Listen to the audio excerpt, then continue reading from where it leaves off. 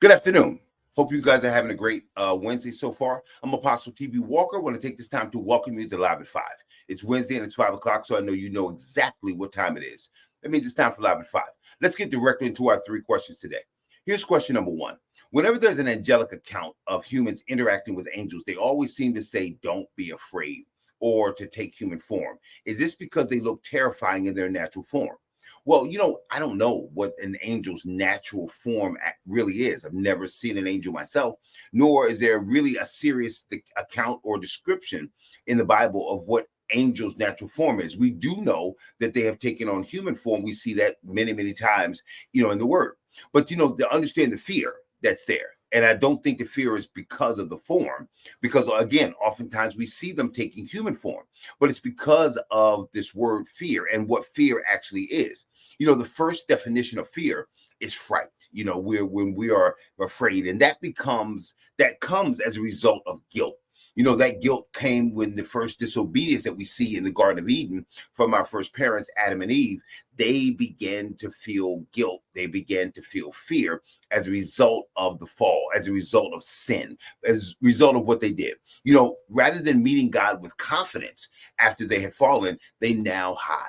We watched them and they said, we heard your voice walking, in the garden. We were afraid. They didn't know what God was going to do. They didn't know what he was going to say. So, guilt and fear are fallen responses to holiness. They're fallen responses to divine power. And oftentimes when people would see angels, they realize that these angels were greater than them. And people tend to fear now those things that are greater. God is greater than Adam. He didn't fear him initially. Now people tend to fear those things that are larger, that are greater than themselves. When you look at this, after sin, the very sound of God began to make men quake. They began to fear because they didn't know what he was going to say. They didn't know what he was going to do. So oftentimes when men would encounter angels, they did not know what that meant. They didn't know what would happen. And man now has an innate knowledge that you cannot see God and live. That revelation doesn't even have to be given to man. It seems to be innate. He knows it.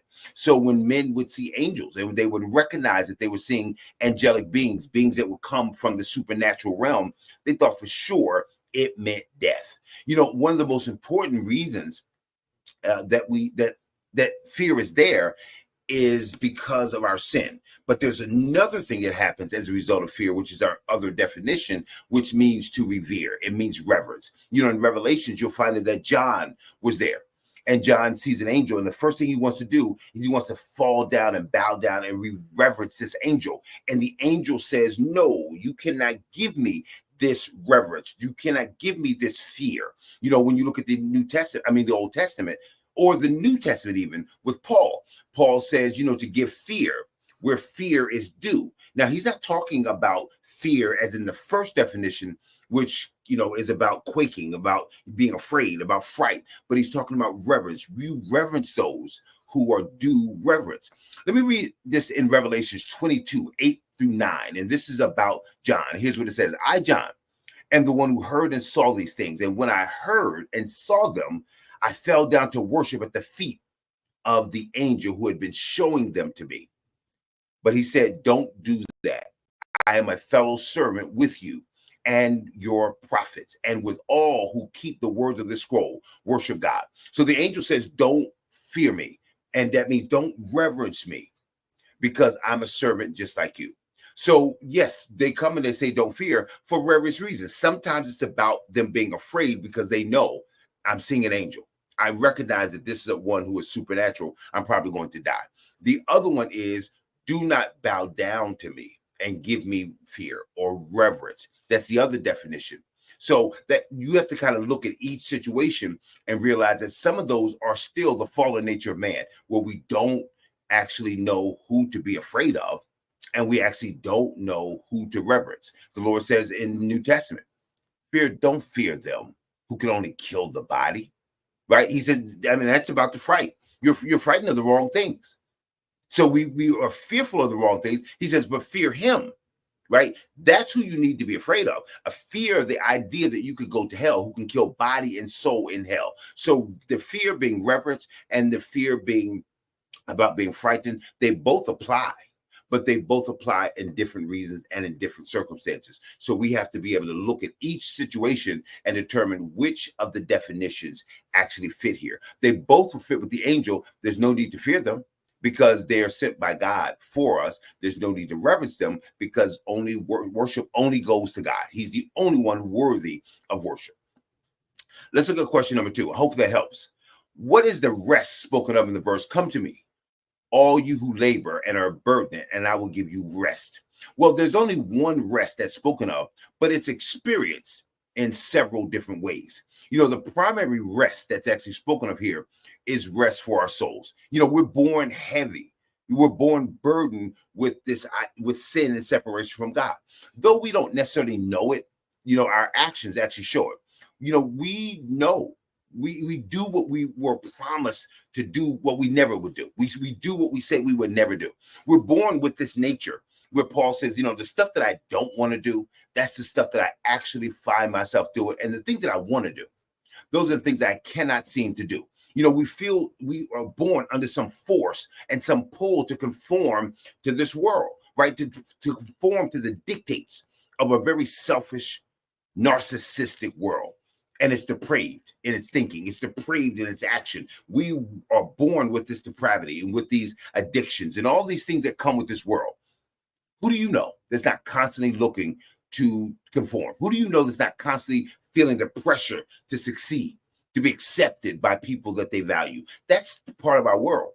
And, we get that from youth. I mean, we're in a conformity machine from the very beginning. And we take for granted that it's just normal, that everybody's going to worry about something. Everybody worries about the future. Everybody lives in uncertainty. So when you look at that, when the Lord says, come to me, all you that are burdened, that's the burden that we have. And he says, I will give you rest. Now, this rest that Jesus is talking about comes from him to those that need and understand the need that they have to be relieved of guilt, to be relieved of the burden of shame and sin and the pressures of life. And more importantly, even the future. That's where we get our rest.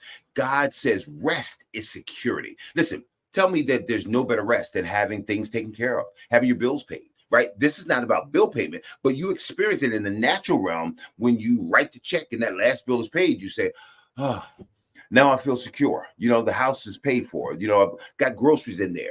Well, that's not this particular rest, but it's a very similar to that feeling that you get when everything is taken care of, that you are assured that all things are well.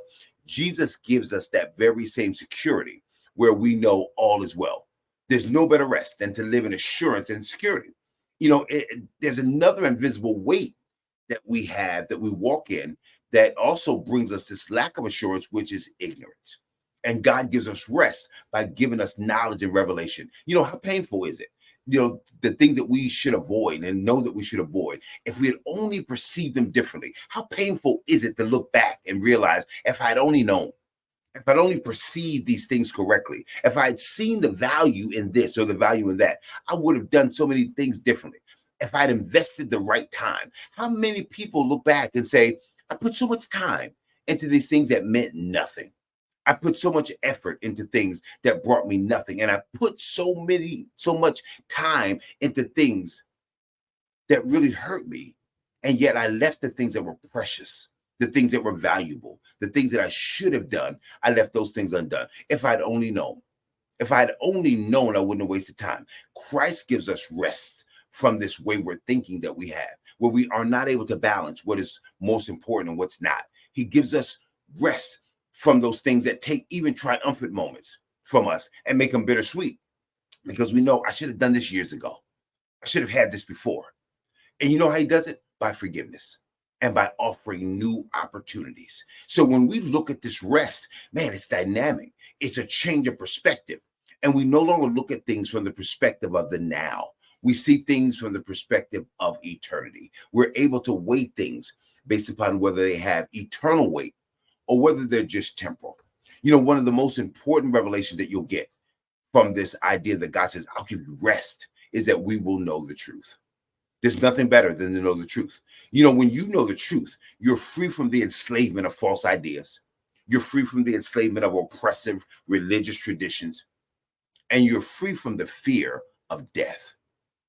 Death for us is just an open door to something even greater than what we have now. So this is great when you understand what Christ actually offers us when he says, come to me, all you that are burdened and heavy laden, and I'll give you rest. I'll give you freedom from not knowing. I'll give you freedom from fear, and I'll give you security for the future. That's the great rest that we receive. Hopefully that helps. Let's look at question number 3. This is our first and last and our final question. Why is the mythology of a burning inferno for all evildoers or heretics such a prominent teaching in Christian churches when it's not a theme of the gospel? Well, the doctrine that deals with hell is taught many times in the Bible. I mean, we've got it, I think, 12 times in the New Testament. That means it's not mythology. Hell is not mythology. Let me read something to you. You snakes, you brood of vipers, how will you escape being condemned to hell? Matthew 23:33. And fear him who after the killing of the body has no power to throw you into hell. Yes, I tell you, fear him who can kill body and soul in hell. Luke 12:5. So we see clearly hell is not some mythology by itself. Let me read to you about Lazarus and the beggar, and then we'll get to your answer. Because it's clear that this rich man was in torment. And it came to pass that the beggar died and was carried by the angels into Abraham's bosom. And the rich man also died and was buried. And in hell, he lifted up his eyes, being in torment, and seeth Abraham afar off, and Lazarus in his bosom. Now, some have invented for us, and that's come through many, many false teachings, this idea of a multi-layered torture chamber, which we will not find in the Bible. We've got Satan kind of reigning over hell. We've got some of his demonic angels that are down there, and they're the COs, they're the correction officers, and they come up with these inventive methods to inflict pain upon us, as if that's the way that hell actually works. That's cartoonish. That's not true. That comes from the vain imaginations of people.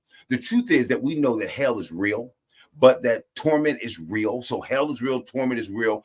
Earthly flames in a cavernous pit of eternal burning are from our imagination, and they're from the deepest fears that we have. True hell is actually far, far worse than that. I mean, man, I guarantee you, those that will be in true hell, that would deal with and have to endure what hell really is, would probably opt for those flames, would opt for the things that we've imagined. Hell for those who ask to be there, and that's what hell is for those who want to be there. When a person dies and goes to hell, they get exactly what they asked for. They want to be outside of the presence of God. And when you look about being outside the presence of God, imagine what the world would be like without the sun. Hell doesn't have to be created. You don't need to create some special place here, where, it's going to be hellish because God has added some torment devices. It's hellish because he's put some flames down there that are just hotter than any flames we've ever experienced. No, imagine the sun not being here. It would change the whole environment of the earth. It would make it cold. It would make it lifeless. It would make it barren, and it would be dark, completely dark. And that's what hell is actually like. Hell is the absence of the presence of God. Depart from me, you workers of iniquity. I never knew you. We are talking about being outside of everything we know now. That means that there's no warmth, there's no sight, there's no life, there's nothing there. Hell is a dark, joyless, hopeless environment because God's not there. And we've never experienced any hopelessness like that. No, no matter how bad it is here on earth, we do not know any hopelessness like that. There are people who have had the worst situations that you could ever imagine, but things have turned around.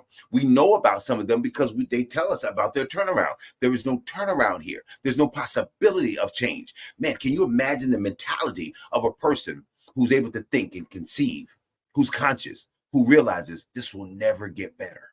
It'll never be warmer.